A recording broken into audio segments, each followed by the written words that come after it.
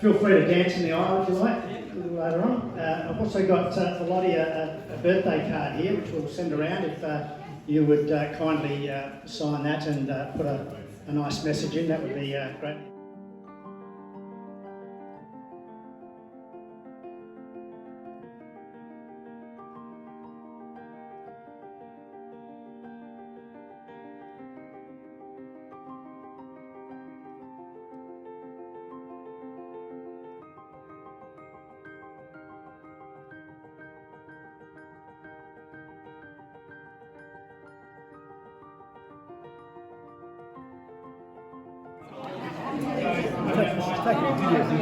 Yeah.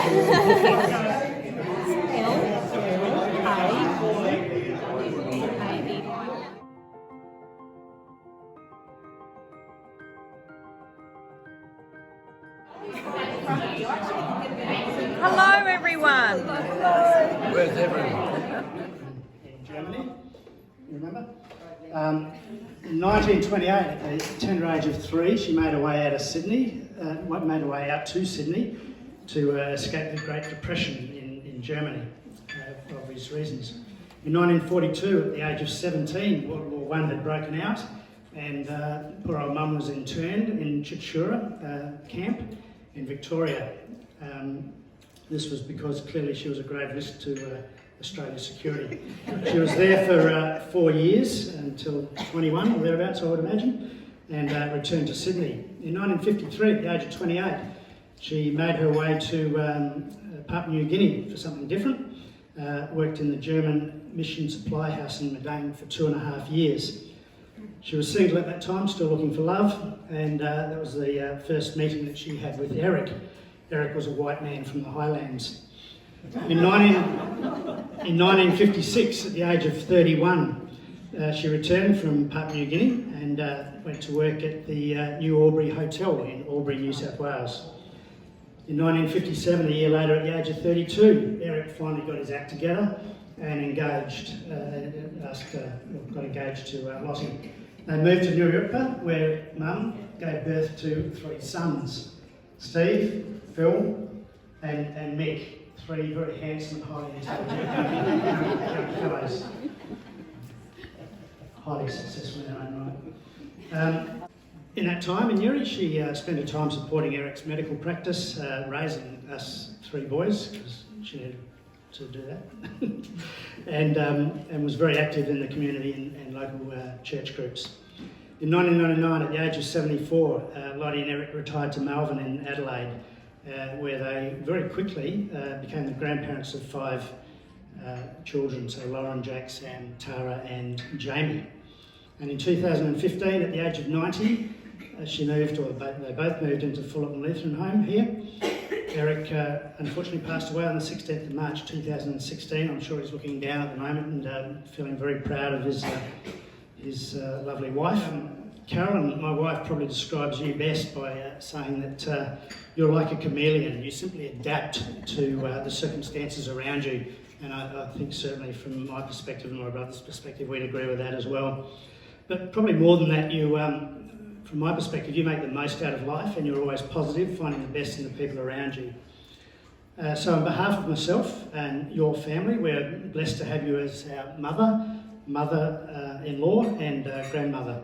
And I'm certain your many other family members and friends here today would think likewise. I'd like to hand over to Pastor Tom Reuter, who kindly offered to say. There are a few things I think we can acknowledge. First of all, the human things.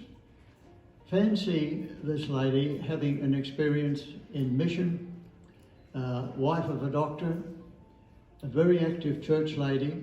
Do you all know that she is a member of our church council here at St. Peter's and has been, well, almost since the day Eric and you moved into the home, I think. Haven't you? Yes, yeah, long time. Has served her church in many, many ways. But I think she's a very brave lady, marrying a doctor. I thought she'd been married into my family. Well, that too. We'll make you ask for that. I think it's because I didn't know what was coming. That's probably true. But a doctor's wife has not got an easy life, and Eric moved around quite a bit in his professional capacity, and of course the wife just follows. And I know that when the boys came to the college, by the way, I could tell you a story or three about the boys, but I better not start on that, we mightn't get finished. But Lotte made a decision then that she would leave Eric and come down to a house in Adelaide to look after the boys. I don't know if it was because she didn't trust them or she felt sorry for them and wanted to give them a mother's care and attention. Anyway, she did a fantastic job for that too. At the home here, she takes a very active role, not only in the congregation, but also in the life of the home. In our area, I'm partner with her up in the service department area of the home, where we enjoy our life together. We've got a lot of freedom, and I would call her the Major General of the group. She marshals us all together. She says our daily grace at tables. She keeps birthdays in check and reminds everybody of things. She's a walking encyclopedia. So thank you, Lotte. Now that's looking at the human side. I think there's another big and important side to her life, apart from also being a very faithful wife, and that is that she has been a devoted disciple and follower of Christ. And that has been, I think, the real strength of her life. For 95 years, a great record, and more to come. And that's also not in her hands, but in God's hands. So Lotte, we praise the Lord today for your life, your service, your goodwill, your friendship, your love, and everything that you've given in the spirit that Christ would want you to give. May you continue to be blessed by him in every way for your future until you receive the greatest reward, your place with him in heaven. God bless. For a few world leaders, saw a photo of you on Twitter saying you were turning 95. More fake news. Donald.